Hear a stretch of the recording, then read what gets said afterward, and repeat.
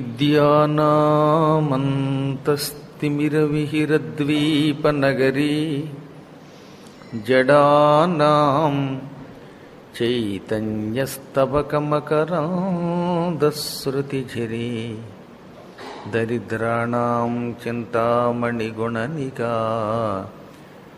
జన్మజలధౌ నిమగ్నానాం దంష్ట్రామురరిపువరాహస్య భవతి శుక్లాంబరధరం విష్ణుం శశివర్ణం చతుర్భుజం ప్రసన్నవదనం ధ్యాయేత్ సర్వవిఘ్నోపశాంతయే వందే గురుపదద్వంద్వం అవాంగ్మానసగోచరం రక్తశుక్లప్రభామిశ్రం అతర్క్యం త్రైపురం మహః నారాయణం నమస్కృత్య నరం చైవ నరోత్తమం దేవీం సరస్వతీం వ్యాసం తతో జయముదీరయేత్.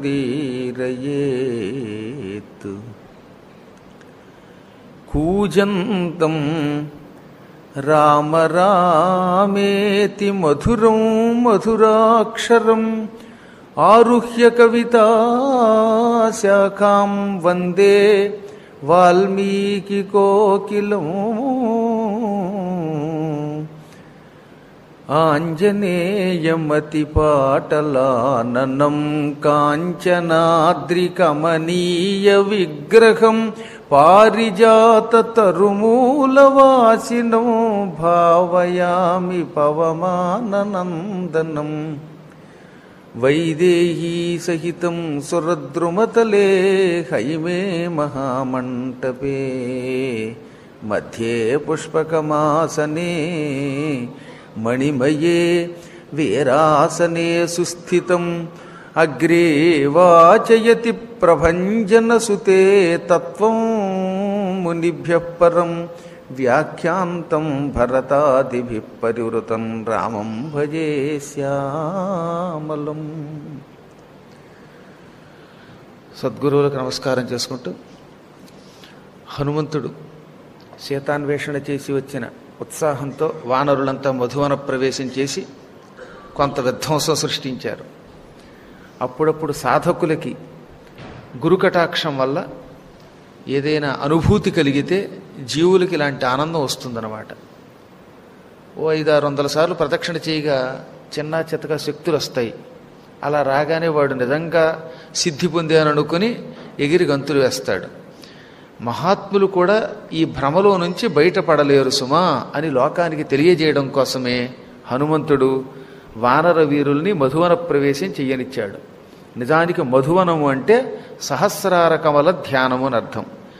అందరికీ శిరస్సు పైభాగంలో 1000 రేకుల తామరపు ఒకటి ఉంటుంది. దానికి బిందుస్థానమని సహస్రార కమలమని 2 పేర్లున్నాయి.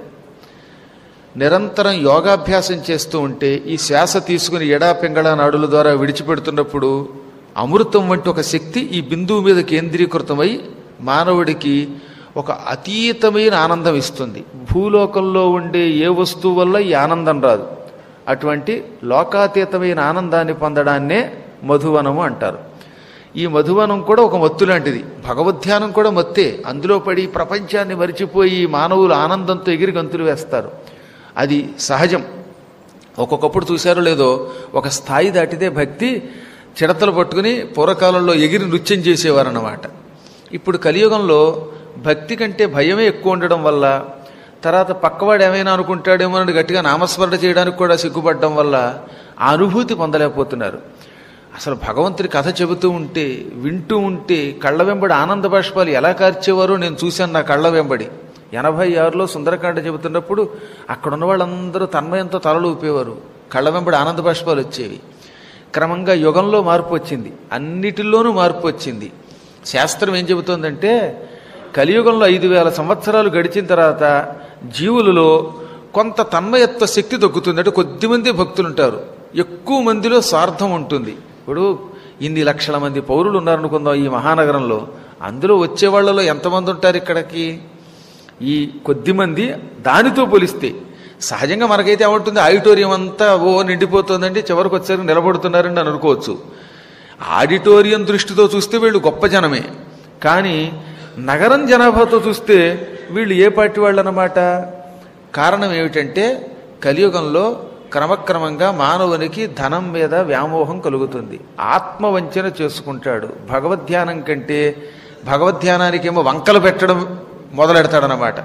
మా ఇంట్లో వాళ్ళు ఉన్నారండి, వీళ్ళు ఉన్నారండి, అందువల్ల రాలేకపోతున్నానండి, లేకపోతే ఇంకేదో వేడిగా ఉందండి, బోడిగా ఉందండి తల, ఇలాంటి కబుర్లన్నీ వస్తాయి. ఇవన్నీ తనను తాను మోసం చేసుకుంటాడనమాట. అందుకు భగవంతుడు ఏం చేస్తాడు, కలియుగంలో అనుక్షణం దుఃఖం పెడతాడు. దుఃఖం వస్తే భగవంతుడిని తలుచుకుంటాడు. అందుకనమాట దుఃఖమే సుమిరను సబకరై సుఖమే కియా అన్నకోయ్, జో సుఖమే సుమిరను కరై తో దుఃఖ కాహే హోయ్ అని కబీర్దాస్ చెప్పాడు. దుఃఖం వస్తే భగవంతుడిని స్మరించాలని కోరిక కలుగుతుంది. కష్టం వచ్చిందంటే అందరూ ఇంకే అమ్మ బాబోయ్ శనిదోషం వచ్చేసిందని అభిషేకం చేయించుకుంటాడు. అదే సుఖం వచ్చిందంటే ఇదంతా నా ఘనకార్యం అండి అంటాడు. అందువల్ల వారి పిచ్చివాడా, దుఃఖం వచ్చినప్పుడు మాత్రమే భగవద్ధ్యానం చేసి సుఖం వచ్చినప్పుడు మర్చిపోతున్నావురా. సుఖంలో ఉన్నప్పుడు కూడా నిరంతరం భగవద్ధ్యానం చేస్తే నీకు దుఃఖం రాదు. భగవద్భక్తి పరులకి దుఃఖం దుఃఖం అనిపించదు. సాధకుడు దుఃఖం సుఖం రెండూ సమానంగా అనుభవించే స్థాయికి వెడతాడు గనక. అది లేకపోవటం వల్లే నిరంతర దుఃఖ పీడితులు అవుతున్నారు. ఏదో ముసలివాళ్ళు అయ్యాక భగవత్ కథ వినాలండి, పడుచుతనంలో వినకూడదు అనుకుంటాడు. ముసలితనం అయ్యాక ఏం వినగలుగుతాడు? వార్ధక్యంలో ఏదో మీలో కొంతమంది ఆరోగ్యవంతులు ఉన్నారు కానీ ఎక్కువ మందికి మోకాళ్ళు నొప్పులు కింద కూర్చోలేరు. విందామంటే చెవులు వినబడవు, మధ్య మధ్యలో కళ్ళు తిరుగుతాయి, తినకుండా వస్తే షుగరు, తినొస్తే నిద్ర, ఈ మధ్యలో ధ్యానముద్రో మౌనముద్రో జ్ఞానముద్రో ఇంకో నిద్రాముద్రో తెలియదు. ఈ స్థితులు వస్తాయి క్రమంగా. గట్టిగా 9 దాటితే ఇంటికి వెళ్ళలేము. ఇవన్నీ రాకుండానే భగవంతుడిని ధ్యానించు అన్నాడనమాట. ఎప్పుడో అనుకోకురా పిచ్చివాడా, దంతంబుల్ పడనప్పుడే అని ఎప్పుడో మహానుభావుడు చెప్పాడు దూర్జటి. పళ్ళు ఊడిపోయాక, కళ్ళు కనిపించకపోయాక, చెవులు వినిపించనప్పుడు అప్పుడు భగవంతుడి దగ్గరికి ఏం పెడతావు? ఇంట్లోంచి కాలు తీసి బయట పెట్టలేం. ఇంకా అజ్ఞానం చెప్పమంటారా? మానవుడికి ఉన్నది. నాకు బాగా ఒక గొప్ప శిష్యుడు ఉండేవాడు. భార్యాభర్తలిద్దరూ దాదాపు ఒక 30 ఏళ్ల నుంచి, అంటే నేను చిన్న వయసు నుంచి గురువుని అవ్వడం వల్ల చాలా కాలం నుంచి శిష్యులు వాళ్ళు. 8వ తరగతి చదువుతున్నప్పుడు కూడా నా దగ్గర మంత్రోపదేశం పొందిన శిష్యులు ఉన్నారు. నా దగ్గర గురువులు, నాకు పాఠం చెప్పే తెలుగు మాస్టర్ నా దగ్గర మంత్రోపదేశం పొందాను నేను 8వ తరగతి చదువుతున్నప్పుడు.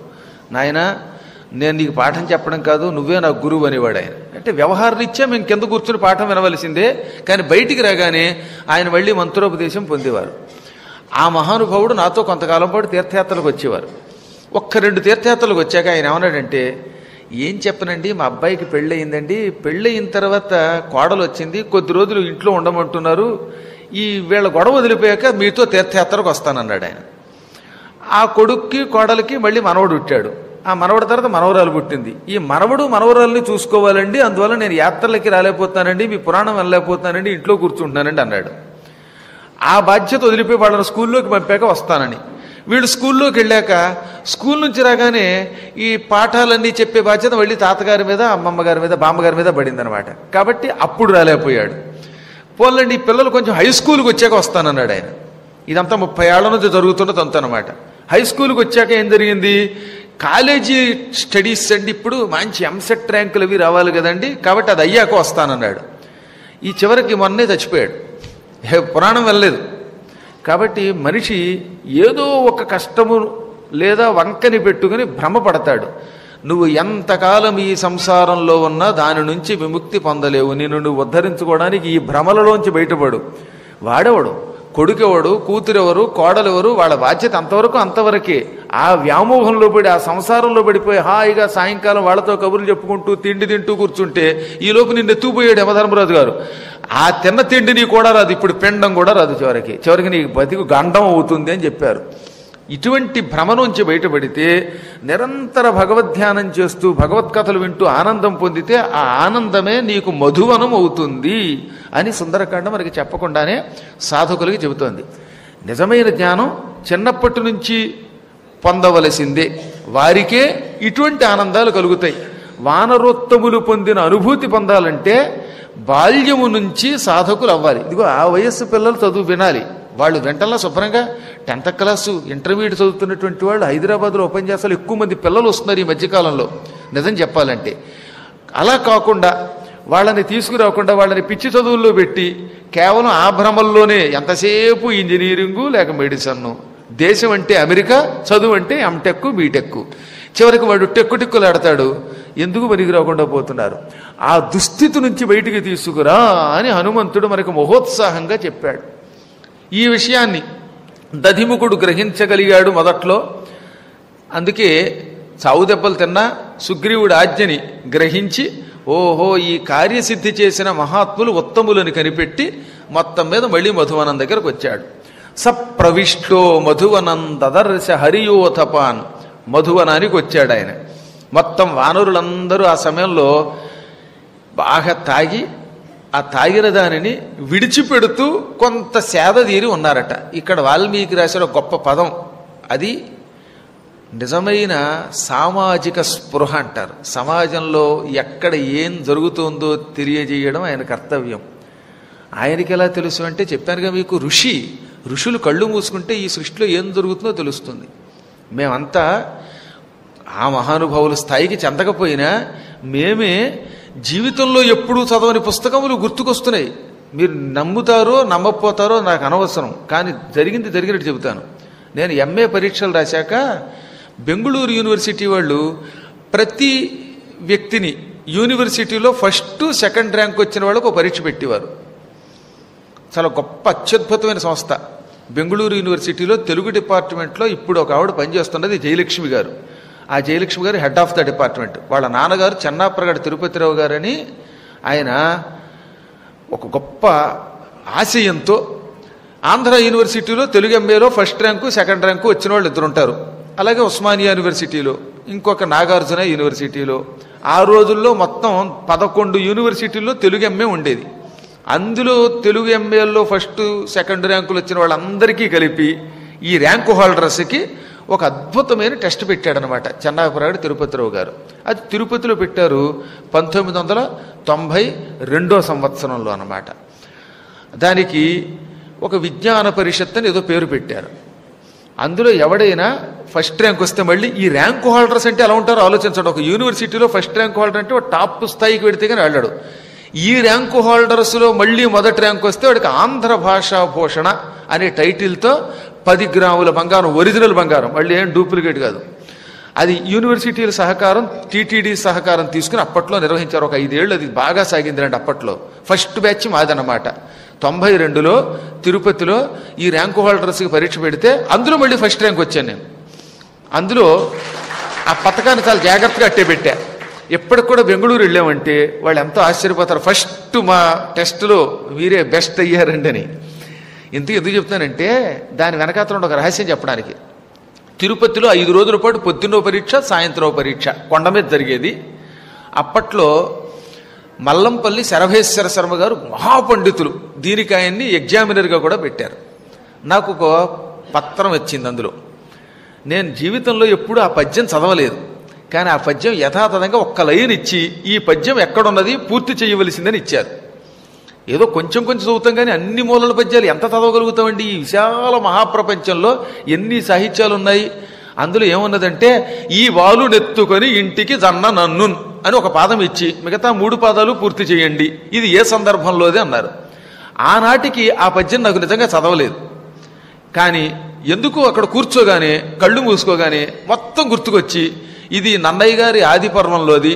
కుంతీదేవి కర్ణుణ్ణి కన్న వెంటనే ఈ పిల్లవాడిని ఎత్తుకుని ఇంటికి వెడితే నన్ను ఏమనుకుంటారు అనే సందర్భంలోది అని ఆ పద్యం రహించాను. ఈ బాలు నెత్తుకొని ఇంటికి జన్న నన్నున్ నా బంధుమిత్రులు మనంబున నేమనారెట్లీ బాల సూర్యని భునిత్తట డించిపోవంగా బుద్ధి పుట్టునని కన్య మనంబులోనన్ అని వసంత తిలక ఛందస్సు అనమాట.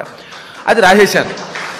సరే, మొత్తం మీద ర్యాంక్ వచ్చేసింది. ఆ తర్వాత అడిగారు, అసలు ఈ మారుమూల పద్యం, ఈ మాయిదారి పద్యాన్ని ఎవడు ఎలా చెప్పాడయ్యా నీకని అడిగారు ఆయన. అయిపోయాక అడిగితే నిజమే చెబుతున్నానండి, ఆ పద్యం అంత పూర్వం నాకు కంఠస్థం రాదు, కానీ అక్కడ కూర్చోగానే కళ్ళ ముందు ఆ పద్యం అంతా ఒక టీవీ స్క్రీన్ మీద దృశ్యం కనపడినట్టు కనపడింది అన్నాను.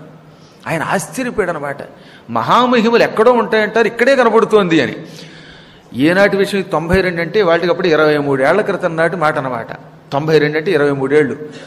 నాకే ఓ మాదిరివాడికే ఈ మాత్రం పురాణాలు చదువుకుంటేనే సాధకులకి కనపడుతున్నాయంటే ఆనాడు ఆ మహానుభావులు కేవలం తపస్సు తప్ప భూలోక ప్రపంచం మానవ ప్రపంచంతో సంబంధం లేకుండా కఠోర నియమంతో ఉన్న వాళ్ళకి ఎక్కడ ఏం జరుగుతుందో కనపడడంలో ఆశ్చర్యం ఏముందండి. ఎన్నో పర్యాయాలు ఇలాగే జరిగిందనమాట. ఇంటికి రాగానే మళ్ళీ పుస్తకం చూడడం, ఆశ్చర్యం ఈ పుస్తకంలో ఉన్నది అక్కడ ఎలా వచ్చింది ఆ సమయాన్ని కనుక్కునేవాడిని. ఎప్పుడు నా పరీక్షలు ఇలా గడిచినవే. అలాగే ర్యాంకులు వచ్చేవి. వాళ్ళు ఆశ్చర్యపోయేవారు, ఈయనేదో మహామేధావి చదివేశాడని. మహామేధావి అనే మాట ఎలా వచ్చిందంటే ఇలా స్ఫురణకు వచ్చేదనమాట. ఇంక దాని గురించి నేను చెప్పడం ఎందుకంటే అనవసరం, భగవంతుని యొక్క అనుగ్రహం ఇలా ఉంటుందని చెప్పడానికి చెబుతున్నానమాట. ఎందుకు చెబుతున్నానంటే హనుమంతుడు వానరులు దధిముఖుడు వచ్చేసరికి విమదానుత్థితాన్ సర్వాన్ మేఘమానాన్ మధూదకం, వాళ్ళంతా తెగ తాగిన వైకం దిగడానికి మూత్ర విసర్జన చేశారట. మేఘమానాన్ మధువతకం అంటే తాగిన మధువుని మూత్ర రూపంలో విడిచిపెట్టారు. దాంతో వాళ్ళ మదం దిగిపోయింది, అంటే మత్తు దిగిపోయింది అని రాశాడు. ఇది రాయిగానే సహజంగా ఏమిటా ఈయనేమో తెగ తాగారు మధు అంటాడు, ఆ తాగిన మధువు అంతా నీళ్లతో పాటు తాగడం వల్ల మళ్ళీ నీళ్లలో కలుపుకు తాగారట. మధువుని ఉట్టినే తాగితే జీర్ణం అవ్వదని అందుకని నీళ్లలో కలుపుకున్నారట. ఆ కలుపుకున్నటువంటి తాగినటువంటి నీరంతా కిందకి విడిచిపెట్టారు. విడవగానే మత్తు దిగింది. ఒకసారి చాలా కాలం క్రితం నేను ఉపన్యాసం అయ్యాక కిందకి దిగి వస్తూ ఉంటే ఒక ఆయన వచ్చి మీతో ఒక్క సెకండ్ బయటకు వస్తానండి అన్నాడు. నాకేమో ఈ జనమంతా చివరిని ఒకేసారి పట్టుకుంటే విసుగ్గా ఉండి, ఏమండి కొంచెం ఇప్పుడే ఉపన్యాసం అయ్యిందండి, అలసటగా ఉందండి అంటే, కాదండి ఒక చిన్న విషయం మీకు మనవి చేస్తానండి అని దూరంగా తీసుకెళ్ళి, నేను ఒకప్పుడు తాగుపోతానండి, మీ పురాణాలు విన్నాక మారిపోయాను, స్వస్తి చెప్పాను, 6 సీసాలు కళ్ళు తాగి లారీ డ్రైవ్ చేసేవాడిని. నేను అన్న వ్యక్తి ఓ రేపో మాపో వస్తాడు, అతను అడగండి నేను చెప్పింది నిజమో కాదు. నాకు ఇప్పుడు శిష్యుడైపోయి మంచి విభూతి పెట్టుకుని తెల్లని పంచి కట్టుకుని వస్తూ ఉంటే మంచి శరీరంతో మా గురువు గారికి ఇంతకంటే గొప్ప శిష్యుడు ఉండడు అనుకుంటారు. 6 సీసాలు తాగేవాటి రోజు కళ్ళు, అయినా లారీ నడిపేవట.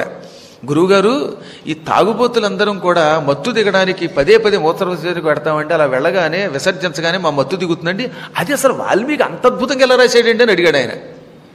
అంటే ఎందుకు చెబుతున్నాము, మహాత్ములకి ఈ సృష్టిలో ఏం దొరుకుతుందో తెలుస్తుంది. వాళ్ళు ఉన్నదన్నట్టుగా రాయడం వల్ల ఓహో ఇంత సామాజికం మీద వాళ్ళకు ఒక అవగాహన ఉన్నది, సామాజిక స్పృహ ఉంది అని తెలుస్తుంది అనమాట. అసలు ఆయన రాసినవి చాలా ఉన్నాయి అలాంటివి. ఆ మహానుభావుడు ఏ మూల ఎక్కడ ఎవడు అన్నం తింటే ఎలా ఉంటుంది, ఆహారంలో పండు ఎలా తింటే లాభం ఏమిటి, ఇవన్నీ కూడా చూసి రాసినట్టు రాశాడు ఆయన. ఎలా చూశాడు, కళ్ళు మూసుకుంటే కనపడతాయి. వాల్మీకి మహర్షికి బ్రహ్మదేవుడిచ్చిన వరం వల్ల కొన్నేమో ఆయన ఎదురుగుండా జరిగాయి, కొన్నేమో బుద్ధికి స్పృహకి తెలిసేది, అంటే స్ఫురించడం అంటారు దాన్ని. కొన్ని కంటికి కనబడ్డాయి, చూచి విని ఆలోచనకి తట్టి ఆయన రాశాడు. ఆయన కళ్ళ ముందే మరి రాముడు కూడా వెళ్ళాడు కనుక కొన్ని చూశాడు, కొన్ని విన్నాడు, మరికొన్నేమో స్ఫురించేవి. ఈ రకంగా మహాత్ముడు అద్భుతంగా రాశాడు. మొత్తం మీద వాళ్ళంతా విడిచిపెట్టి మత్తు దిగి ఉన్నారట. కొంచెం ఓపిక తెచ్చుకుని వాళ్ళ దగ్గరికి వెళ్ళి 2 చేతులు జోడించి నమస్కారం చేశాడు. ఇప్పుడు దధిముఖుడు మెల్లగా మృదువుగా అంగదునితో అన్నాడు, అంగదా నన్ను క్షమించు, ఈ వనం అసలు నీది. ఒకప్పుడు మీ నాన్న పరిపాలించాడు వాలి, ఇప్పుడు మీ బాబాయ్ గారి దగ్గరికి వెళ్ళింది. రేపు పొద్దున కాబోయే రాజువు నువ్వు, అంటే వారసుడివి. నీ ఆస్తిలో నువ్వు అడుగు పెట్టి తగలబెట్టుకుంటే నాకేం, త్రాగితే నాకేం, విరగ్గొడితే నాకేం, తెలియక నేను అజ్ఞానం చేశాను. సౌమ్య రోషో నకర్తవ్యో యదేభిరభివారితః అజ్ఞానాద్రక్షిభిః క్రోధాత్ భవంతః ప్రతిషేధితాః. ఓ సౌమ్యుడా, ఇది కూడా ఒక వ్యంగ్యం లాంటిది. చితక్కొట్టాడు ఇందాక, ఇప్పుడు ఏమంటున్నాడంటే ఓ సౌమ్యుడా అంగదా, అసలు ఈ కోపమే రాదు, కానీ కోపం వచ్చి నన్ను తన్నావంటే అది నీ తప్పు కాదు, నాది తప్పు. నేను చేసిన తప్పు వల్ల, నేను అనవసరంగా నిన్ను రెచ్చగొట్టడం వల్ల నీకు క్రోధం కలిగింది, నన్ను తన్నావు. అజ్ఞానంతో ఈ వనాన్ని రక్షించాలనే కోరికతో మిమ్మల్ని అందరినీ నేను అడ్డుకోవడం కొంత ధర్మం, కొంత అధర్మం. మొదటిది ధర్మం ఏమిటి, నేను కాపలావాడిని, కాపలావాడు కాబట్టి ఎవరు వచ్చినా దాన్ని అడ్డం కొట్టాలి. కానీ కాపలావాళ్ళకు కూడా మళ్ళీ కొన్ని నియమాలు ఉంటాయి. అదేమిటి, ఎవరైనా వరుసలో వెళ్ళి దేవుణ్ణి దర్శించుకోవాలి, కానీ అధ్యక్షుడికి అర్చకుడికి వీళ్ళకి నియమాలు ఉంటాయి. వాళ్ళు పక్క నుంచి డైరెక్ట్గా వెళ్ళిపోవచ్చు. గుళ్ళోకి అర్చక స్వామి పెడుతుంటే ఏమండో మీరు కూడా క్యూలో రండి అంటారా? మీరు అంటే ఒప్పుకుంటారా? కాబట్టి అర్చకుడి నియమాలు అర్చకుడికి ఉంటాయి. అలాగే మేము మీలాంటి వారిని లోపలికి వెళ్ళనివ్వకుండా నిరోధించడం ధర్మమైనప్పటికీ యజమానిని మాత్రం నిరోధించకూడదు. ఆ విషయంలో నేను అజ్ఞానంలో పడిపోయాను. అందుకే ఇక్కడ ఏమంటున్నాడు? క్షమార్పణ చెబుతున్నాడు. తప్పు చేసిన వెంటనే క్షమించమనాలి. అలా క్షమించమనడమే జ్ఞానం అంటే. ఎంత గొప్పవాడైనా సరే మేము పొరపాటు చేశాం అని అంగీకరిస్తే వెంటనే దానికి ప్రాయశ్చిత్తం అయిపోతుంది. మౌర్ఖ్యాత్ పూర్వం కృతో దోషః తం భవాన్ క్షంతుమర్హసి. నాయనా, నేను ఇంత పూర్వం మూర్ఖత్వంతో తప్పు చేశాను, నిన్ను వెళ్లకుండా అడ్డం కొట్టాను, నువ్వు కూడా వెన్ను విరగ్గొట్టావు, తన్నావు, నా అపరాధాన్ని క్షమించు. మీ తండ్రి ఆస్తి నీది కాబట్టి నేను నిన్ను లోపలికి వెళ్లకుండా నిరోధించడం తప్పే. కానీ ఇప్పుడు మీరు ఈ పని చేశారని, ఈ మొత్తం మధువనాన్ని ధ్వంసం చేశారని, త్రాగి తందనాలాడారని, నేను మిమ్మల్ని నిరోధించానని, మీరు నన్ను తన్నారని సుగ్రీవుడికి చెప్పాను. ఆ పక్కనే ఉన్న రాముడు ఇది విన్నాడు. ఆయన మిమ్మల్ని చూడాలనుకుంటున్నాడు. కౌసల్యా సుప్రజారామ సమాస్యసి సౌరత దృష్టాదేవీ న సందేహో నాన్యే నహనూమత. కౌసల్యాదేవి సత్సంతానమైన రాముడు ఇది విని సందేహం లేకుండా సీతాదేవిని చూచి వచ్చి ఉంటారు అని నమ్మాడు. సుగ్రీవుడు స్వయంగా నేను వింటూ ఉండగా, రామా నీకెందుకు అనుమానం, సీతను చూచాడు, మరెవరో కాదు హనుమంతుడే అని చెప్పాడు. కాబట్టి మీరు రండి అనగానే వెంటనే అంగదుడు అన్నాడు, అయితే మనం వచ్చిన విషయం సుగ్రీవుడికి తెలిసింది, రాముడికి తెలిసింది, ఇంకెందుకు ఆలస్యం చేయడం, నేను మహారాజుని నాయకుణ్ణి అని మిమ్మల్ని నేను ఆజ్ఞాపించను, మీరు చెప్పండి కర్తవ్యం ఏమిటి, ఇప్పుడు మనం వెడదామా, ఇంకాసేపు ఆలస్యం చేద్దామా, విశ్రాంతి తీసుకోవాలా, ఇంకేమైనా ఆహారాలు సేకరించాలా, మీరంతా నా అనుచరులు, ముఖ్యులు, నేనంటే అభిమానం కలిగిన వాళ్ళు, అన్నిటికీ మించి కార్యములు చేసి వచ్చిన వారు, మీ ఆజ్ఞను నేను పరిపాలిస్తాను, మీరేమంటారో చెప్పండి అన్నాడు. అసలు నాయకుడు అన్నవాడు అలా అనాలండి. ఏమో నేను నాయకుడిని కదిలిపోదాం అనకూడదు. మీరంతా మహాత్ములు, అందరూ కలిసి తీసుకున్న నిర్ణయానికి నేను కట్టుబడతాను అన్నాడు ఆయన. వెంటనే వాళ్ళు ఆనందపడిపోయి, ఎంతో పూర్వం ఏ నాయకుడిలా అన్నాడు, సహజంగా నాయకులంతా పదవి రాగానే మాదే నిర్ణయం అంటారు, కానీ నీవు అలా కాదు, ఏం చేద్దామని సాటి వాళ్ళని మమ్మల్ని అడుగుతున్నావు, ఇంకా నీ మీద మాకు అభిమానం పెరిగింది, ఆ అభిమానంతో చెబుతున్నాం, నువ్వు ఏం చెబితే అది చేస్తాం, నీళ్లలో దూకమంటే దూకుతాం, నిప్పుల్లో దూకమంటే దూకుతాం, వెడదామంటే వెడదాం, వద్దంటే వద్దు, నీదే నిర్ణయం అనగానే అయితే ఇంకా ఆలస్యం చెయ్యొద్దు, అందరం ఆకాశానికి ఎగిరిపోదాం, నడవండి అని చెప్పి దధిముఖుణ్ణి నిమిరి ఝామ్మని ఆకాశంలోకి ఎగిరిపోయారు. మహావేగంగా వచ్చేలోపు ఈలోపు అంటూనే ఉన్నట్ట దారిలో వీళ్ళు ఎగురు వస్తూ ఉండే లోపు సుగ్రీవుడు హనుమంతుణ్ణి,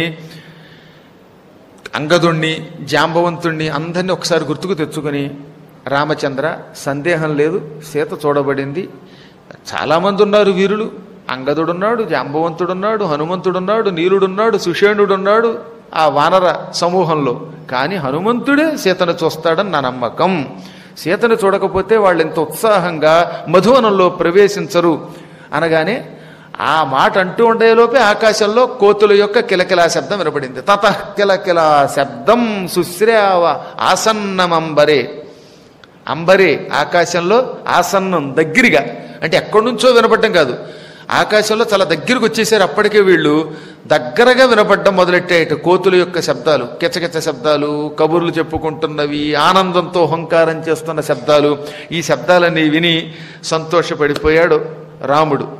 సరిగ్గా ఆ సమయంలో అందరూ ముందుకు దిగారు, తోకలు ముడుచుకున్నారు, తోకలు కిందకి దింపారు, పైకి కిందకి ఒకసారి జాడించారు, రాళ్ల మీద కొట్టారు.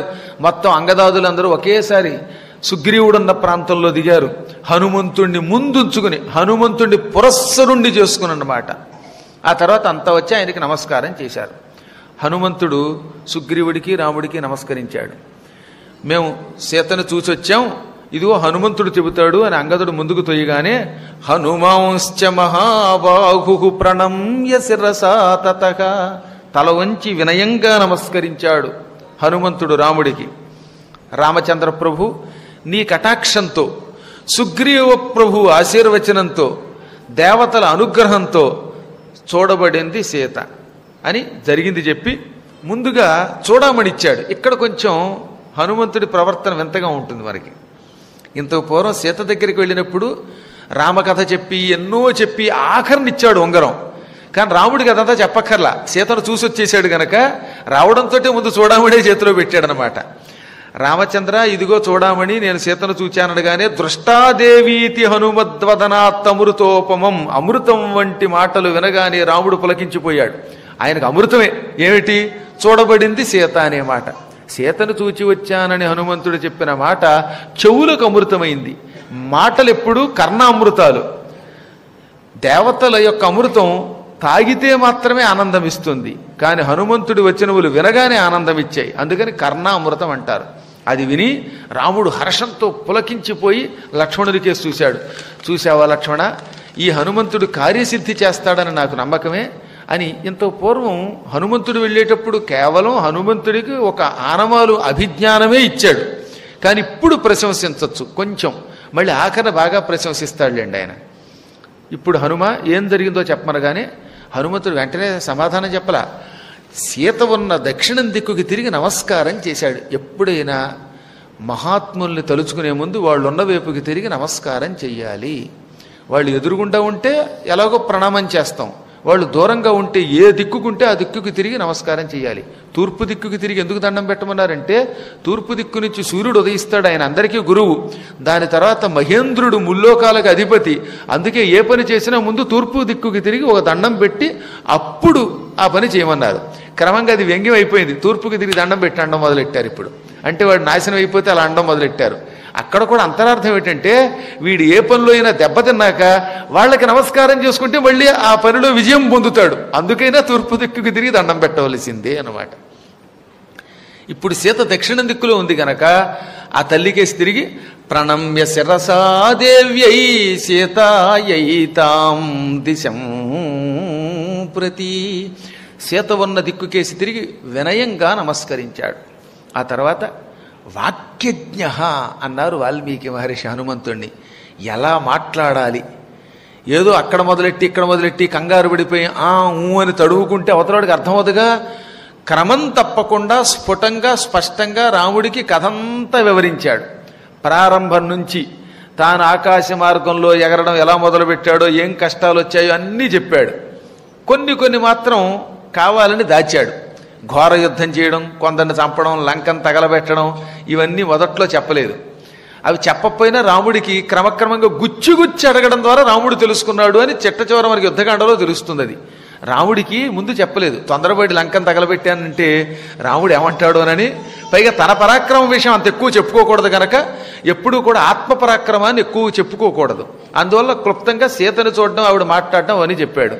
చెప్పి చూడామణిని కూడా ఇచ్చాక అప్పుడు మహా తేజస్సుతో వెలిగిపోతున్న ఆ చూడామణిని కళ్ళకు అద్దుకున్నాడు ఆయన.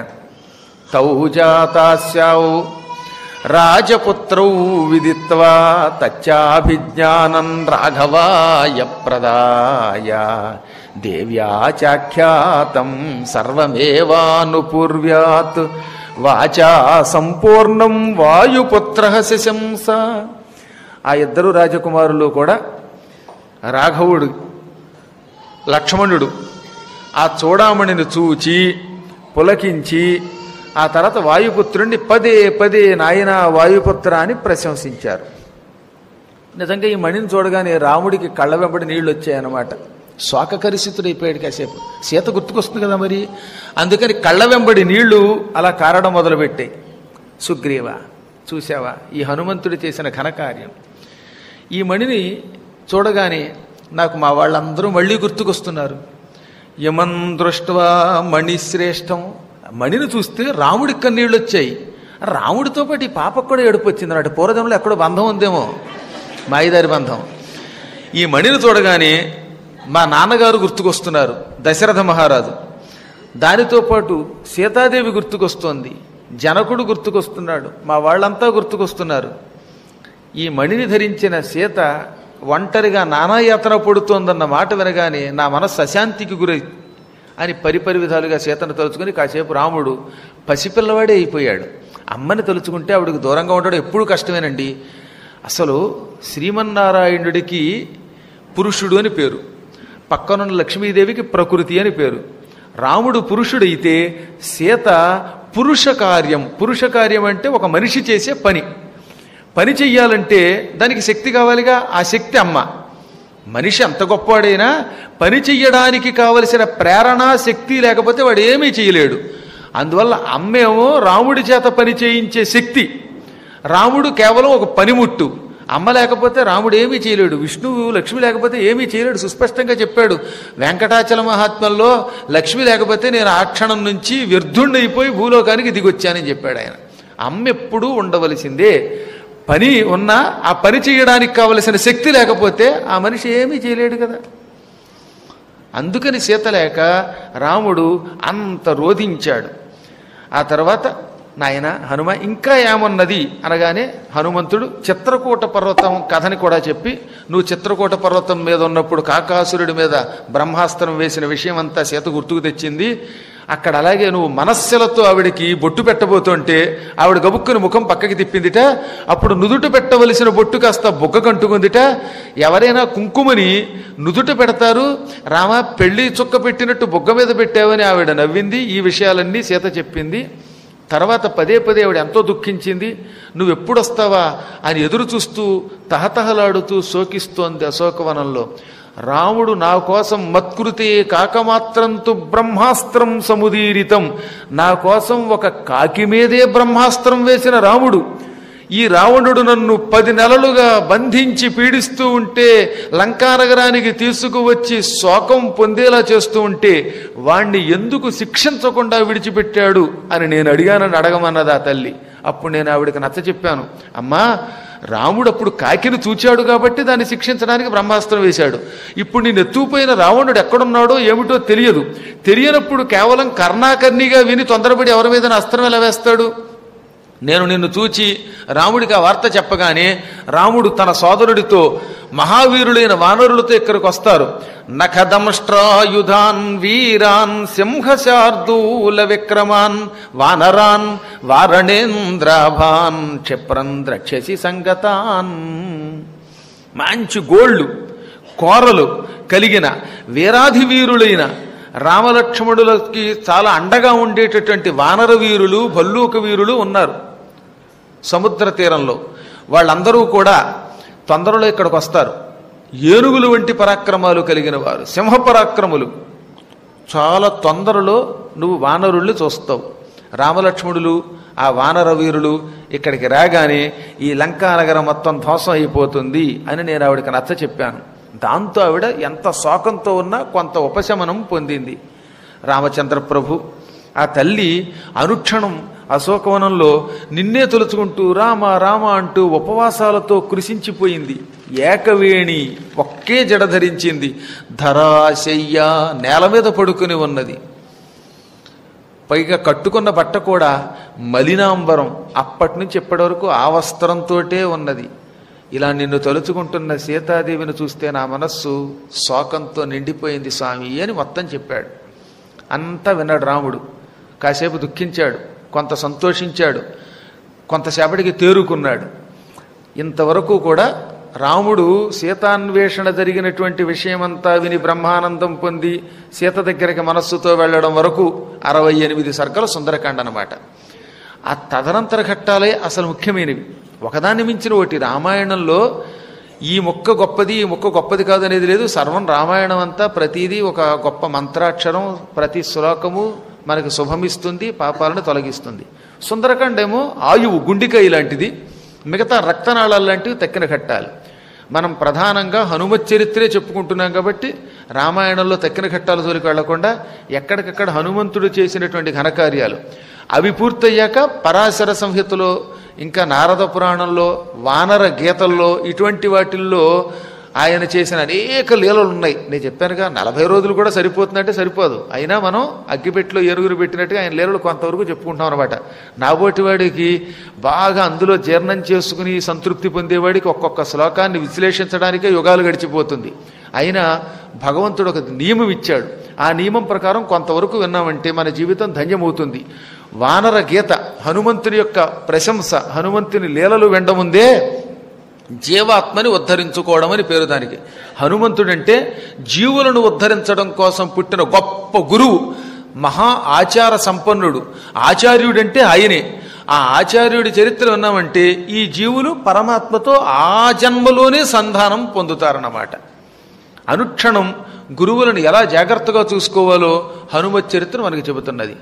శ్రీరాముడు ఈ హనుమంతుణ్ణి ఆయన ఆచార్యుడు, దాసుడు, దోత, ఆత్మబంధువు, జ్ఞాని, పండితుడు, అన్ని లక్షణములు ఉన్నవాడు గనక, షడ్గుణ ఐశ్వర్య సంపన్నుడు గనక ఇప్పుడు హనుమంతుడిని ప్రశంసించడం మొదలుపెట్టాడు. సుగ్రీవ, లక్ష్మణ, మీరందరూ కూడా చూశారు కదా, ఈ హనుమంతుడు చేసిన ఘనకార్యాన్ని ఇంతవరకు ఈ చరాచర జగత్తులో ఎవ్వడూ చెయ్యలేడు. తన యజమానికి ఇలాంటి ఉపకారం చేయగలిగే వ్యక్తి మరొకడు ఎవడన్నా ఉన్నాడంటే హనుమంతుడే. మళ్ళీ పుట్టాలంటే హనుమంతుడు పుట్టాలి తప్ప అలాంటి వాడు మరొకడు లేడని చెప్పాడు. హనుమంతుడి గురించి రాముడు చెబుతూ హనుమంతుడు చేసిన పనులు హనుమంతుడు మాత్రమే చెయ్యాలి. సముద్రాన్ని దేంతో పోలుస్తాం? సాగర సాగరోపమః. సముద్రం అంటే సముద్రంతోటే పోల్చాలి. సముద్రం సముద్రం అంత గొప్పదనాలు తప్ప సముద్రం అండి మా గుంటూరులో ఉన్న నల్ల చెరువు లాంటిదండి అని ఎవడని అంటాడా? నల్ల చెరువుని మహా అయితే వర్షాకాలంలో అబ్బో మా నల్ల చెరువు కూడా సముద్రం అంత ఉందండి అని పొగడతాం. చిన్నవాటిని పెద్దవాటితో పోలుస్తాం, కానీ ఆ పెద్దదాన్ని పట్టుకొచ్చి దీంతో పోల్చాం.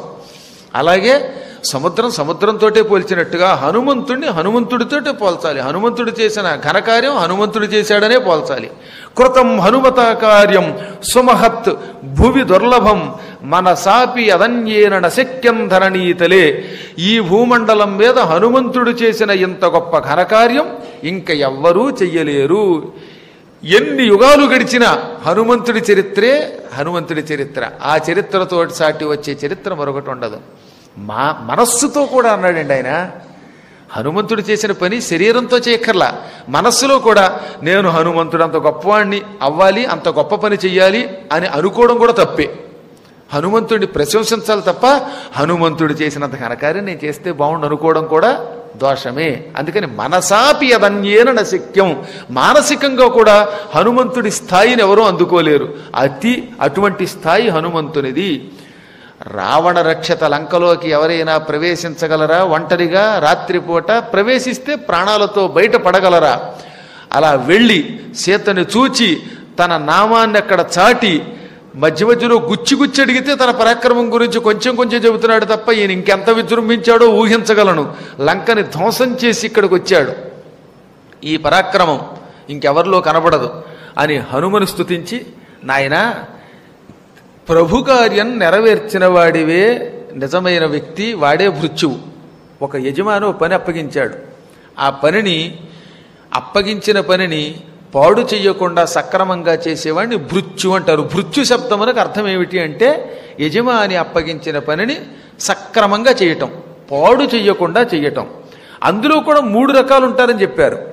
స్వయం విధాయ స్వబలం సదృశం విక్రమస్య చ యోహి భృత్యో నియుక్త సన్ భర్త్రా కర్మణి దుష్కరే కుర్యాత్ తదనురాగేణ తమాహు పురుషోత్తమం. దూతలు 3 రకాలు. ఒకడు పురుషోత్తముడు. అందులో మొట్టమొదటి వాడిని పురుషోత్తముడు అంటారు. వాడు ఏం చేస్తాడు? యజమాని పని చెప్పగానే ఆ పనిని ఎలా చెయ్యొచ్చో బాగా ఒక ప్రణాళిక వేసుకుని తన బలవంతా ప్రదర్శిస్తాడు. తన పరాక్రమానికి తగిన రీతిలో విజృంభిస్తాడు. సీతను చూడమని హనుమంతుడికి పని అప్పగించాను. ఆయన ఏం చేశాడు? వెళ్ళాడు. కష్టం వచ్చిన నిలదొక్కుని సీతను చూశాడు. కేవలం సీతను చూసేస్తే వాడిని పురుషోత్తముడు అన్నరు. సీతను చూడటమే కాకుండా సీతనితో సంభాషించి నేను వస్తానని ధైర్యం చెప్పాడు. ఆ తర్వాత ఏం చేశాడు? ఆనమోలు చూపించాడు. రావణుణ్ణి పలకరించడానికి తన పరాక్రమాన్ని ప్రదర్శించాడు. లంకని ధ్వంసం చేశాడు. చెప్పిన పని చెయ్యడం, ఆ పనితో పాటు శత్రువుల్ని నాశనం చేయడం, నాశనం చేసి క్షేమంగా తిరిగి రావడం, ఇంత పని చేస్తున్నా ఎక్కడా యజమాని పనికి ఇబ్బంది లేకుండా చేయటం. మళ్ళీ యజమాని పని పాడు చేయటం ఉండకూడదు. ఓ 1000 రూపాయల సంపాదన తేగానే మళ్ళీ 500 తగలెడితే ఉపయోగం ఉంది. ఒక ఆయన ఒక గిన్నెతో పాలు పట్టుకొచ్చాడు. అంత పూర్వం నేను పెట్టుకున్న కాఫీ గ్లాస్ తన్నేశాడు. ఈ గిన్నెతో పాలు తెచ్చినందుకు ఆనందించడం, నా కాఫీ పడగొట్టినందుకు ఏడవనా? కాబట్టి అంతకు పూర్వం ఉన్న ఏ పని పాడవకూడదు. సీతను చూసొచ్చాడు. సీతకి ఎక్కడ నష్టం లేకుండా చూశాడు. లంకానగరాన్ని ధ్వంసం చేశాడు. దానివల్ల తనకే నష్టం లేకుండా చూసుకున్నాడు. రావణుణ్ణి బెదిరించాడు. ఈ విధంగా ప్రభువు చెప్పిన పని కంటే ఎక్కువ చేసి రావడం, తన స్వమేధని ప్రదర్శించటం, బుద్ధిబలం, శరీర బలం, మానసిక బలం, ఈ 3 బలాలు ప్రదర్శించినటువంటి దూతని ఉత్తముడు అంటారు. అసలు ఎప్పుడూ కూడా ప్రత్యక్షే గురవస్తుత్యాహ, గురువుల్ని ఎప్పుడు వేదికల మీద ఎదురుగుండా స్తోత్రం చేయాలట. గురువుగారు ఎంత పండితుడు, ఎంత జ్ఞాని, లేకపోతే మా గురువుగారు గొప్పవాడని గురువుని ఎప్పుడు ముఖస్తుతే చెయ్యాలి. ఎందుకంటే గురువులు దీనివల్ల ఏమీ పొంగిపోరు కనుక. ప్రత్యక్షే గురవః స్తుత్యాహ, గురువుల్ని ఎప్పుడు ఎదురుగుండా ఉన్నప్పుడు పొగడాలి. పరోక్షే మిత్రబాంధవాహ, మిత్రుల్ని బంధువుల్ని పరోక్షంలో పొగడాలి, ఎదురుగుండా లేనప్పుడు పొగడాలన్నమాట. ఎదురుగుండా లేనప్పుడు చూసి మా మిత్రుడండి ఫలానా పుల్లారావు ఎంత గొప్పవాడండి, లేక మా బంధువు ఉన్నాడే మా బావగారు ఎంత గొప్పవాడండి అని పక్క వాళ్ళ దగ్గర పొగడాలి. ఈ పక్క వాళ్ళు ఎప్పుడో వీళ్ళు ఏం చెబుతారు, నాయన ఇది నీ గురించి ఎంత పొగుడుతున్నాడో, మా బావగారు గొప్పవాడు, మా మిత్రుడు గొప్పవాడు అని మీ మిత్రుడు పొగుడుతున్నాడని చెప్పగానే అమ్మాయ్య పరోక్షంలో నన్ను మా మిత్రుడు పొగుడుతున్నాడు లేక నా బంధువు పొగుడుతున్నాడు అని వాడు ఆనందం పొందుతాడు. ఎప్పుడూ కూడా బంధుమిత్రుల్ని ఎదురుగుండా పొగడకూడదు, ముఖస్థుతి చేయకూడదు, పరోక్షంలోనే పొగడాలి. కర్మాంతే దాసభృత్యాశ్చ, దాసుల్ని భృత్యుల్ని పని అయిపోయాక పొగడాలి. పని అప్పగించే ముందే నాయన నా కార్యక్రమాన్ని రికార్డు చెయ్యి అని ఒక శిష్యుడికి అప్పగించానుకోండి, ఒక భృత్యుడికి, ముందే వీడు బ్రహ్మాండంగా రికార్డు చేస్తాడని అనకూడదు. ఆఖరిని రికార్డింగ్ అయిపోయాక వాడు దీన్ని పాడు చేయకుండా ఉంటే, దాన్ని వీడు సొంత పెత్తనంగా ఇతరులకు అమ్ముకోకుండా ఉంటే, మళ్ళీ నాకు తిరిగి అప్పగిస్తే ఎంత బాగా చేసేవారు అని పొగడాలి. ముందే పొగిడేస్తే వాడు తగలేస్తాడు, ఓ రోజు రికార్డింగ్ సరిగ్గా అవదనమాట. ఇది శాస్త్రం, ఇది సుస్పష్టంగా చెప్పాడు. కర్మాంతే దాసభృత్యాశ్చ, ఏదన్నా పని అప్పగిస్తే మాత్రం ఆ పని అయ్యాకే పొగడాలి, ముందెప్పుడు పొగడకూడదు. మీరు ముందే ఎప్పుడు ఎవరిని పొగడకండి అనమాట. అబ్బా వాడు ఎంత బాగా పప్పు వండుతాడండి అన్నామా, ఆ పూట కంగారడి ఆ పప్పులో ఎంత ఉప్పేస్తాడు. అందుకని భోజనం అయిపోయాక అయ్యా ఈ పూట మీరు చేశారండి పప్పు, ఓహో సరిగ్గా వేశారండి ఉప్పు, అది తిన్నాక నాకు ఇంకా డైజెషన్కి లేదండి ముప్పు అని పొగడాలి. ముందే పొగిడితే ఆ పూట వంట పాడైపోతుంది అనమాట. అందుకని కర్మాంతే దాసభృత్యాశ్చ నా కదాచన పుత్రకాహ, పిల్లల్ని మాత్రం ఎప్పుడు పొగడకూడదు. తన కొడుకు గాని కూతురు గాని ఎంత గొప్పవాళ్ళైనా సరే అస్తమాటు మా అబ్బాయి ఇంత గొప్పవాడు, మా అమ్మాయి ఇంత గొప్పది అని పొగడకూడదు. అందుకని తల్లిదండ్రులు ఎప్పుడు పిల్లల్ని ఎక్కువ ప్రశంసిస్తారు. ఎందుకంటే పిల్లల్ని ప్రశంసిస్తే ఆయుక్షేణం. అదే మనకి భారవి కథలో భారవి తండ్రి అందుకే కొడుకుని ఎప్పుడు పొగడలేదు ఆయన. దాంతో వాడు కోపం వచ్చి తండ్రినే చంపబోయాడు ఏకంగా, అది వేరే విషయం. ఇప్పుడు రాముడు అందుకని ధర్మం ఎరిగినవాడు గనక, పని అయిపోయింది గనక హనుమంతుడిని ఇప్పుడు అంతలా పొగిడాడు. ఇతడు ఉత్తమోత్తముడు. ఇంకా మధ్యముడు అంటే ఏమిటి, ఎంత సామర్థ్యం ఉన్నా ప్రభువు చెప్పిన పనే చేస్తాడు. అనగా సీతను చూసి రమ్మన్నాను, సీతను చూసి ఏం మాట్లాడకుండా ఇంకా లంక నేను ధ్వంసం చేయకుండా వచ్చేస్తే వాడు మధ్యముడు. చాలామంది అంతే, కుంకుడుకాయలు తెమ్మంటే కుంకుడుకాయలే తెస్తారు. కుంకుడుకాయలు తెమ్మన్నామంటే ఈ కుంకుడుకాయలు ఎందుకు, ఇది కొట్టి తలంటుకోవడానికి కదా, గురువుగారికి కొట్టిద్దాం అనే ఊహ రాదన్నమాట వాడికి. అది మధ్యమ లక్షణం. ఇంకా అధముడని ఉంటాడు, వాడి దగ్గర సామర్థ్యం ఉంటుంది, అయినా యజమాని పనిని చెయ్యడు, నిర్లక్ష్యంగా వాడు అలాగే చెబుతాడులే అని ఆ పని చెయ్యకుండా వచ్చేస్తాడు. పనిని చెయ్యకుండా నిర్లక్ష్యంగా ఉన్నవాడు అధముడు, చెప్పిన పని మాత్రమే చేస్తే మధ్యముడు, చెప్పకపోయినా యజమానికి ఎన్ని రకాలు లాభాలు చేకూర్చాలో అవన్నీ తన తెలివితేటలతో చేస్తే వాడు ఉత్తముడు. ఈ మాట అన్నది ఎవరు, రాముడు. యుద్ధకాండలోని గొప్ప శ్లోకం అండి ఇది. దీన్ని బట్టి రామచంద్ర ప్రభు వాక్యం శిరోధార్యం, మనం దీన్ని బట్టి నడుచుకోవాలి. రామాయణం అంటే వినడం కాదు, అందులో ఉన్నది ఆచరణలో కూడా పెట్టాలి. హనుమంతుడు పురుషోత్తముడు అన్నాడు. తమాహు పురుషోత్తమం, రాముడంతని వాని చేత పురుషోత్తముడు అనిపించుకున్న హనుమంతుడు ఎంత ధన్యుడో ఇప్పుడు ఆలోచించండి. ఇవాళ నేను ఉదయం పూట చదువుతున్నప్పుడు అలా అనుకున్నాను, ఆంజనేయ మహానుభావ, అందుకనే నిన్ను గురువు అన్నారు, అందుకనే నిన్ను దైవుడం అన్నారు. శ్రీమన్నారాయణుడు సాక్షాత్తు రామచంద్రుడు, మర్యాద పురుషోత్తముడు, రామో విగ్రహవాన్ ధర్మ, ఆయన ఇంతమంది మధ్యలో పురుషోత్తముడిని నీకు బిరుదిచ్చాడు. అది అదృష్టం అంటే. మనలాంటి వాళ్ళం తెగ బిరుదులు ఇచ్చేస్తాం. నాకు సరస్వతి పుత్రుడు ఒకడు, ఇంకొకడికి శారదా పుత్రుడు ఒకడు, ఈ మనుషులు ఇచ్చేవి కాదు, రాముడు ఇవ్వాలిస్తే అది బిరుదు అన్నమాట. అందుకని నాకు అభిమానంతో సరస్వతీ పుత్ర అని బిరుదు ఇచ్చినప్పుడు మీ అభిమానంతో స్వీకరిస్తున్నాను. ఎప్పటికైనా మా రామచంద్ర ప్రభు వచ్చి నువ్వు సరస్వతీ పుత్రుడు అంటే అప్పుడు నేను సంతోషిస్తాను. అయినా హనుమంతుడు రాముడు ప్రశంసిస్తే అది ధర్మం, ఒక సంతోషం. కానీ అహంకరించలేదు. మళ్ళీ అది కూడా గుర్తుపెట్టుకోవాలి, ఎక్కడ విర్రవేగల మా రాముడు ఇచ్చాడు కాబట్టి స్వీకరిస్తున్నాం, మళ్ళీ స్వీకరించను అని కూడా అనకూడదు. అసలు కత్తి మీద సామండి ధర్మం అంటే, రాముడు నువ్వు పురుషోత్తముడు అంటే అయ్య బాబాయ్ అంత విరుదుకి నేను అర్హుండా వద్దండి అనకూడదు. నేను ఎవరినైనా పిలిచి దండేస్తుంటే నాకెందుకు వద్దని అనకండి. ఎప్పుడు మీరు నేను ఏదైనా ఇస్తూ ఉంటే వద్దని అనకండి. గురువు గారు ఇచ్చారంటే వద్దు అనడం కూడా దోషమే. కావాలని అడగడం, వద్దని అనడం, ఈ రెండు దోష లక్షణాలు చెప్పారు. ఉత్తమ శిష్యుడు గురువు ఏం చెప్పినా చేస్తాడు. అందుకని మహాభాగవతంలో ఎవడు జ్ఞాని ఎవడు బుద్ధిమంతుడు అని కృష్ణుడు ఒక నిర్వచనం ఇచ్చాడు భాగవతంలో. నీ అంతట నీవు ఎవరిని యాచించకు, అడిగితే అది స్వార్థం వల్ల దానివల్ల దండగా నీ జీవితం వ్యర్థమైపోతుంది, నువ్వు పాడైపోతావు, అది ప్రమాదం. ఎవడైనా ఇస్తే కాదు అనకు, కాదంటే అహంకారం.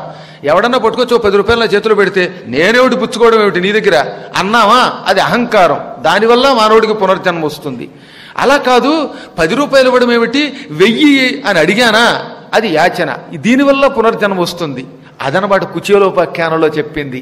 అందుకని ఎప్పుడు కృపణత్వ వృత్తి ఎవ్వరిని అడుగబోవక తనకు తానడ్బినట్టి కాసు 10,000 నిష్కముల్గా దలంచి ఆత్మ మోదించి పుత్రధారాభిరక్ష ఒక విధంబున గడపుతునుండునంత అని పోతన గారు భాగవతంలో కుచేలోపాఖ్యానంలో ఎవరిని తన దగ్గర లేకపోతే ఇది ఎమ్మని అడిగేవాడు కాదట. ఎవడైనా తనంత తానిస్తే కాసు 10,000 నిష్కముల్గా దలంచి, ₹1 చేతిలో పెడితే అదే 10,000 అనుకునేవాడు. ఇది ధర్మము. మనం భాగవతం చదవడం కాదు, ఇతరులకి చెప్పడం కాదు, దాన్ని ఆచరణలో పెట్టాలి.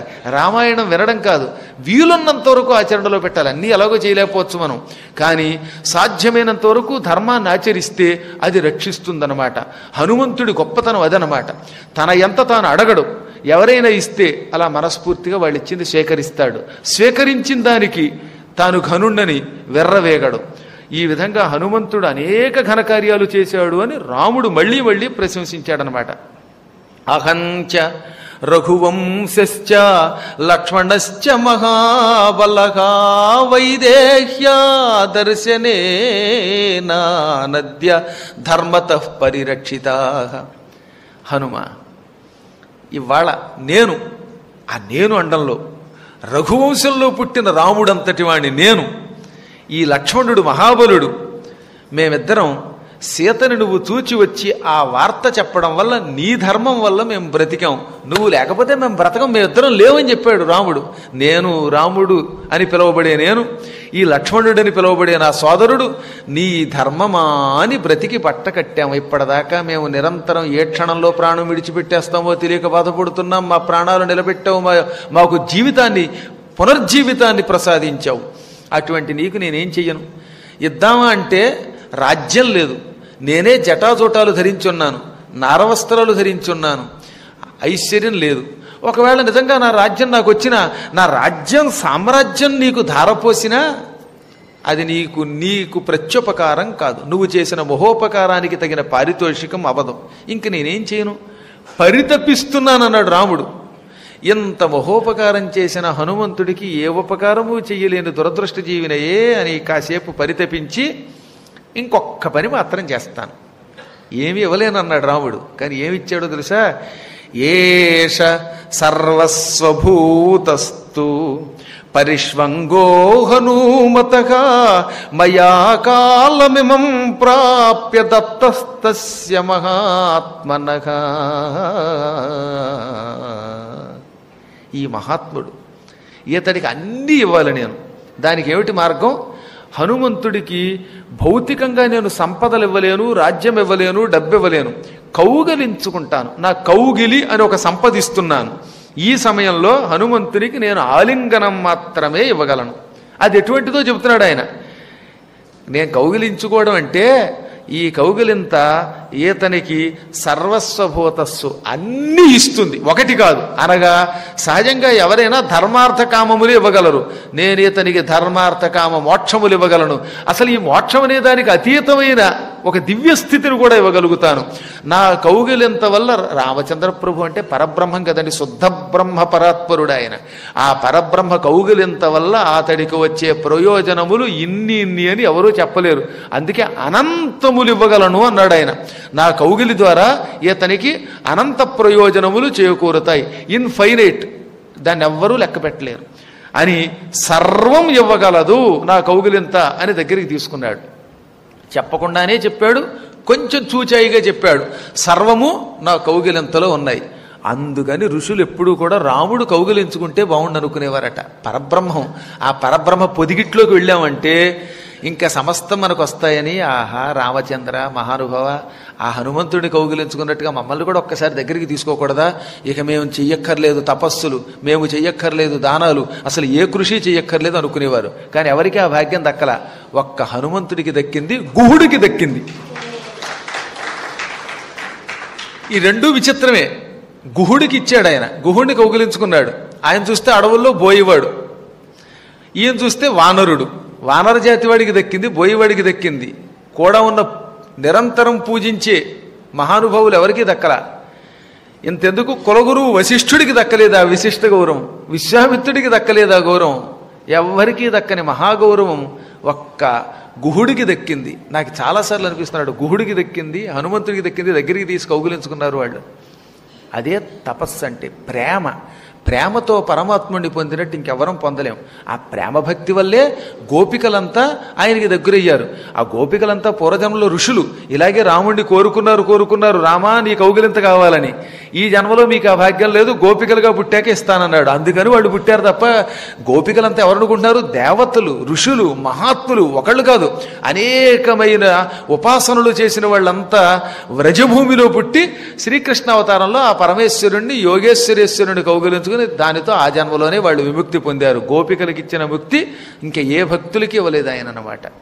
రాముడు ఈ విధంగా హనుమంతుడిని కౌగిలించుకోగానే దేవతలు పుష్పవర్షం కురిపించారు. పక్కనున్న వానరులంతా మీలాగే చప్పట్లు కొట్టారు. వానరులకు కూడా అప్పుడప్పుడు చప్పట్లు కొట్టడం ముచ్చటనమాట. ఊరికే మేము ఉన్నామా లేదా అని కూర్చోకుండా ఉత్సాహం వచ్చినప్పుడు వానరులు కొంచెం చప్పట్లు కొట్టేవారట ఆనందంగా. కాకపోతే పేచీ పెట్టేవారు కదా పిల్లల్లాగా. హృష్ట ప్రముదిత లంక మత్తద్వెప సమాకుల. ఇప్పుడు రాముడు హనుమంతుడిని సేద తీర్చి తర్వాత నాయన ఏది లంకానగర వైభవాన్ని గురించి చెప్పన్నాడు. రామచంద్ర నువ్వు అడిగావు కాబట్టి చెబుతున్నాను, ఉన్నది ఉన్నట్టు చెప్పడం ప్రభువు దగ్గర ధర్మం. అబ్బో లంక అంటే మదించిన రాక్షస వీరులతో నిండి ఉన్నటువంటి నగరం అది. ఏమి రాక్షసులు, వేలు లక్షల కొలది ఉన్నారు. తూర్పు దిక్కున, పడమర దిక్కున, ఉత్తరం దిక్కున, దక్షిణం దిక్కున ఏ వేపు చూచినా లక్షలు వీరులు సోలాలు, గదలు, కత్తులు, ముద్గరాలు, పట్టిసాలు పుచ్చుకొని రేయింబవళ్ళు పోతుటీగ కూడా లోపలికి వెళ్లకుండా కాపలా కాస్తున్నారు, నిరోధిస్తున్నారు. లంకానగరం మహైశ్వర్యంతో ఉన్నది. లోపల నేను చూచాను, గుర్రాలు, ఏనుగులు, కాల్బలం లెక్క లేకుండా ఉన్నాయి. ద్వారముల దగ్గర ఇనప గుదియలు పుచ్చుకున్నటువంటి మహావీరులు ఉన్నారు. అసలు ద్వారములు కూడా అంత తేలిగ్గా పగలగొట్టబడవు, అవి కూడా పూర్తిగా బలమైన ఇనుముతో తయారు చేయబడున్నాయి. శతఘ్నులు అనే పేరుతో ఫిరంగులు ఉన్నాయి అక్కడ.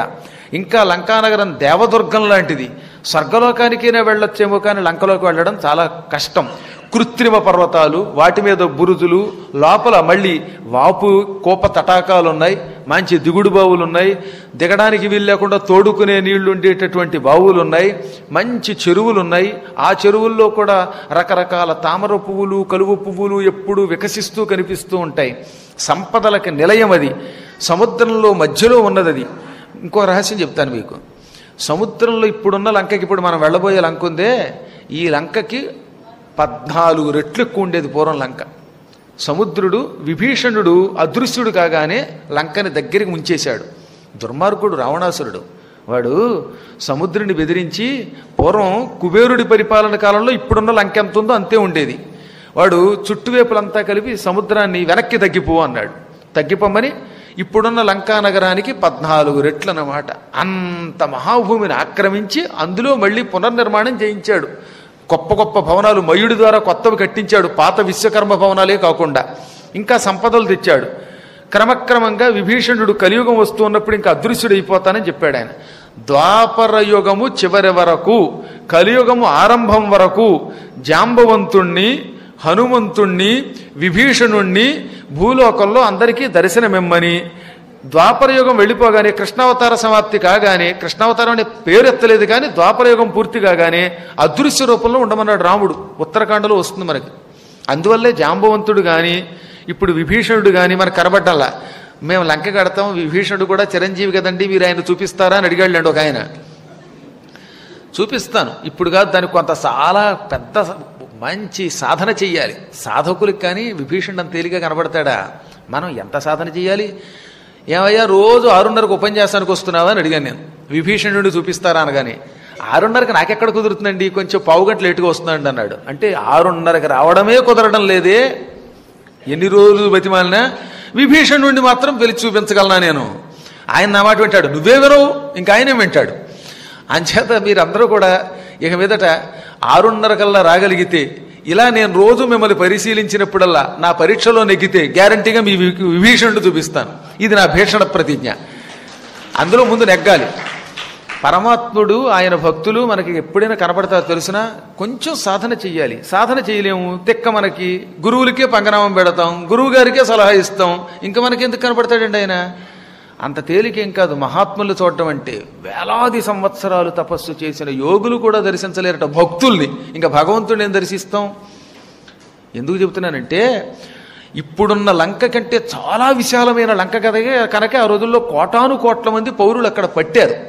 క్రమంగా సముద్రుడు దాన్ని ఆక్రమించాడు. ఇప్పుడు విభీషణుడు అదృశ్యుడు కాగానే మళ్ళీ తన స్థలాన్ని ఆక్రమించి లంకని చిన్నది చేశాడు. ద్వారక కూడా అంతే. ఇప్పుడున్న ద్వారక కంటే ఎంత విశాలమైన ద్వారక ఉండేది పూర్వం సముద్రం మధ్యంలో. అదంతా సముద్రుడు శ్రీకృష్ణుడు అవతారం చాలించగానే ముంచేశాడనమాట. ఇవన్నీ చరిత్రకి సంబంధించిన కొన్ని రహస్యాలు. సరే, అదో పక్కన పెడితే లంకానగరంలోకి అడుగు పెట్టడం కష్టం. దేవతలు కూడా అడుగు పెట్టలేరు. అడుగు పెట్టినా రావణాసురుడి బలగం ముందు నిలబడలేరు. అయినా నేను నా మహాపరాక్రమంతో వెళ్ళాను, లంకా అధిదేవతని చీల్చి చెండాడాను, ఆపై మహావీరులైన రాక్షసుల్ని చంపాను అని ఈ విధంగా ఆయన తేమయ సంక్రమా భగ్నాహ దగ్ధాచ నగరీ లంక. మళ్ళీ రాముడు గుచ్చి అడిగాడు కదా, అందుకని లంకానగరం తగలబెట్టబడింది. పరిఖలన్నీ పూడ్చేశాను, భగ్నం చేయబడ్డాయి మొత్తం భవనాలన్నీ కూడా. ప్రాకారశ్చావసాదిత, ప్రాకారాలు కూడా పడగొట్టేశాను నేను అని. రామా, లంకానగరానికి వెళ్ళడం చాలా కష్టమే, అయినప్పటికీ లంకకు ఒక్క దోషం ఉన్నది, అందువల్ల నువ్వు వెళ్ళి దాన్ని నాశనం చేయగలవు. లంక ఎంత గొప్పదైనా దాన్ని ఎందుకు నాశనం చేయవచ్చో చెప్పాడనమాట. అక్కడ స్త్రీలకి, పరమపతివ్రతలకి మర్యాద లేదు. రావణుడు గురుద్రోహం చేసేవాడు, పెద్దవాళ్ళని గౌరవించాడు. మహాత్ముల్ని గౌరవించని వాడు ఎంత గొప్పవాడైనా నాశనం అయిపోతాడు. వాడు నిజంగా మాల్యవంతుడి మాట వినలేదు, విభీషణుడి మాట వినడు, ఇంకెవరైనా గొప్పవాళ్ళు వచ్చేదన్నా చెబితే వాళ్ళ మాట వినడు. ఎప్పుడైనా ఉత్తముల మాట వినకపోతే, మహాత్ముల మాట వినకపోతే వాళ్ళకి పతనం వస్తుంది. మీకు మనుస్మృతిలోను, బృహస్పతి స్మృతిలోను, యమస్మృతిలోను, ఈ మూడింట్లోనూ ఒకే రకమైన శ్లోకం ఒకటి ఉన్నది. ఏమిటా గొప్ప శ్లోకం అంటే, ఒకటి అన్నద్రోహం, గురుద్రోహం, బ్రహ్మద్రోహం నకారయేత్. ఎట్టి పరిస్థితుల్లో అన్నద్రోహం చెయ్యకండి. అన్నద్రోహం అంటే ఏమిటి? అన్నం పెట్టిన వాడికి ఎప్పుడు నువ్వు ద్రోహం చేయకూడదు. ఇంత అన్నం పెట్టాడంటే వాడిని ఎప్పుడు యావజ్జీవితం గౌరవించాలి. అన్నాన్ని తిరస్కరించకూడదు. అన్నమే పరబ్రహ్మస్వరూపం కనుక దాన్ని ఎంగిల్ చేసి వదిలేయకూడదు. ఎవరికీ పెట్టకుండా అన్నం పాడు చేసినా, అన్నం పెట్టిన వాడిని ఎప్పుడైనా మనం ద్రోహం చేసి పడగొట్టేసినా అటువంటి వాడికి ఈ జీవితంలో విముక్తి లేదు. అన్నిటికంటే ఇది మొట్టమొదటిది అన్నద్రోహం అన్నాడు. ఎవడన్నా మీకు ఇంత అన్నం పెడితే యావజ్జీవితం గౌరవించండి. ఆనాడు నాకు ఇంత పెట్టాడు అని వాడిని పొగడాలి. పొరపాటు కూడా అన్నం పెట్టిన వాడిని మర్చిపోయి వాడికి ద్రోహం చేయకూడదు. రెండోది ఏంటి? గురుద్రోహం. గురువుల్ని శుక్రాచార్యుడిని కాదంటాడు, పులస్త్య ప్రజాపతిని కాదంటాడు, తండ్రి విశ్రవసుడిని కాదంటాడు. ఇలా ఎవరిని పడితే వాళ్ళని వాడు తిరస్కరించడమే వాడి పని అన్నమాట. అన్నద్రోహం తర్వాత రెండోది గురుద్రోహం అన్నాడు. పెద్దలకు ఎప్పుడు కూడా మనస్సుకి అశాంతి కలిగించకూడదు. గురువులకు అపకారం చేసినటువంటి వాళ్ళు ఎటువంటి నష్టం పొందుతున్నారో మనం చూస్తూనే ఉన్నాం కదా. ఒక మహానుభావుడైన గురువు గారు ఒక పుస్తకం రాశాడు. ఆ పుస్తకాన్ని తన పేరు మీదుగా పెట్టుకుని ప్రింట్ చేసుకున్నాడు ఒకడు. ఆ ప్రింట్ చేసుకున్న పాపానికి మోగవాడై ఈ థ్రోట్ క్యాన్సర్ చచ్చిపోయాడు. నేను చూశాను అలాంటి వాడిని. అలాగే నేను చెబుతున్న పురాణం అసలు నేను చెబుతున్నానని కాకుండా తన పేరు మీదుగా ఎప్పటికప్పుడు ఇందులో సారాంశం ఉంటుందే, ఈ సారాంశాన్ని ఒక పేజీ మీద రాసి పంచిపెట్టాడు ఒకడు. ఉదాహరణకు పద్మాకర్ గారు ఇప్పుడు రామాయణంలో ఈ సారాంశం చెప్పాడు. ఈ సారాంశం అంతా రాసుకుని నేనే స్వయంగా రాశాను ఒక పుస్తకం ప్రింట్ చేశాడు ఒక వ్యక్తి. ఆ వ్యక్తికి యాక్సిడెంటే మొన్నే చెయ్యిరిగిపోయింది. తెలిసినా మీకు? వెకిలి వేషాలు వేస్తే గురువుల దగ్గర చాలా ప్రమాదం. గురువులకి తెలియకుండా గురువుల యొక్క సొమ్ముని అపహరిస్తే ఆ గురుద్రోహం చేసిన వాళ్ళు కుష్ఠాది భయంకర రోగాలకు గురవుతారు. మనం యుగయుగాలుగా చూస్తున్నాం. హనుమత్ చరిత్రలో రాబోతున్నది ధ్వజదత్తుడి చరిత్ర. అందులో ఇదే పెద్ద గొడవ అన్నమాట. కాబట్టి అన్నద్రోహం, గురుద్రోహం, బ్రహ్మద్రోహం నకారయత్. మంచి పాండిత్యం కలిగిన బ్రాహ్మడికి గనక ఎవడన్నా అపకారం చేశాడా వాడు కూడా భ్రష్టుడైపోతాడు. ఇటువంటి పాపములు. ఆఖరిది 4వది ఏం చెప్పాడు? సాధ్వీం, పరమపతివ్రత జోలికెళ్ళిన వాడు కూడా వాడు భ్రష్టుడైపోతాడు.